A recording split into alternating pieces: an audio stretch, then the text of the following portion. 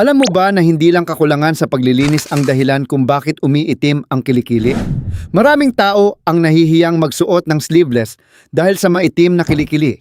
Pero ang totoo, may iba't ibang dahilan kung bakit ito nangyayari. Una, ang madalas na pag-ahit o pag-shave ng kilikili. Kapag paulit-ulit itong ginagawa, maaaring mairita ang balat. Dahil dito, mas maraming melanin o pigment ang ginagawa ng katawan na siyang dahilan ng pag-itim ng balat.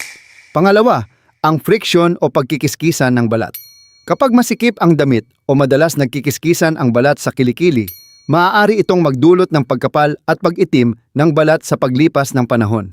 Pangatlo, ang ilang deodorant at antiperspirant. May mga produkto na maaaring hindi hiyang sa iyong balat. Kapag nagkaroon ng iritasyon, maaari itong mag-iwan ng maitim na marka. Pang-apat, ang pag-ipon ng dead skin cells. Tulad ng ibang bahagi ng katawan, naiipon din ang mga patay na balat sa kilikili.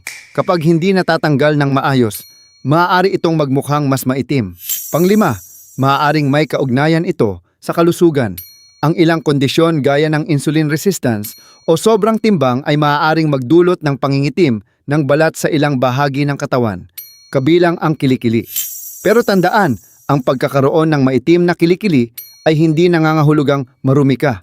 Kadalasan, ito ay resulta ng natural na reaksyon ng balat sa iba't ibang bagay. Ano ang maaari mong gawin? Pumili ng deodorant na hiyang sa iyong balat. Iwasan ang sobrang pagkuskos sa kilikili. Gumamit ng maluwag at komportabling damit. At kung napapansin mong mabilis o biglang umiitim ang iyong kilikili, mas mabuting kumonsulta sa doktor para masuri kung may ibang dahilan. Ang pinakamahalaga, huwag ikahiya ang iyong sarili. Ang tunay na kagandahan ay nagsisimula sa tamang pag-aalaga sa kalusugan at pagtanggap sa sarili.